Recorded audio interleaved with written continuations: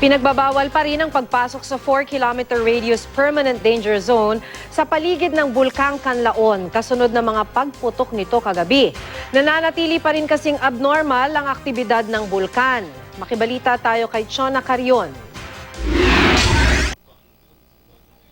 Sinabayan ng kulog at kidlat ang pagbuga ng Bulkang Kanlaon ng Abo na may kasamang nagbabagang mga bato sa Negros Island kagabi. Batay sa seismic records ng PHIVOLCS, pasado alas 6 ng gabi nang mangyari ang unang ash eruption na tumagal ng 12 minuto at sinabayan pa raw ng dagundong. Nasundan ito ng isa pang eruption bandang alas 7 ng gabi.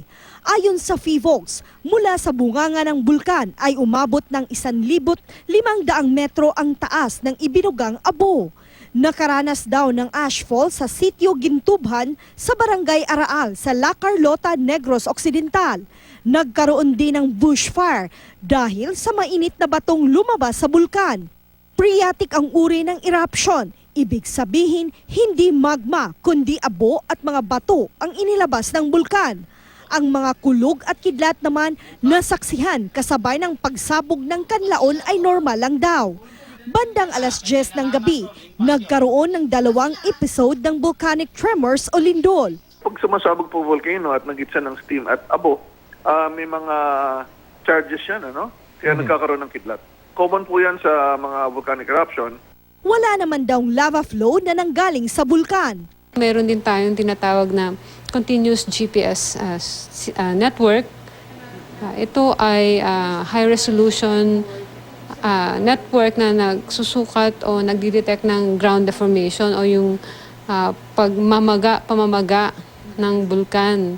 Sa ngayon, nanatiling nakataas ang alert level 1 sa lugar.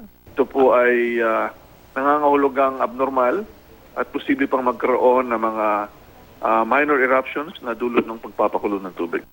Patuloy rin ang pakikipag-ugnayan ng ahensya sa mga residente na ipinagbawal ang pagpasok sa 4-kilometer radius permanent danger zone. Desyembre noong nakaraang taon nang huling nagbuga ng abo ang Bulkang Kanlaon. Taong 1985 naman nang masaksihan ang pinakamalakas nitong pagsabog. Base sa pinakahuling tala ng PHIVOLCS, 26 na beses na itong nagbuga ng abo. Chona Carion, Nagbabalita, Pilipinas.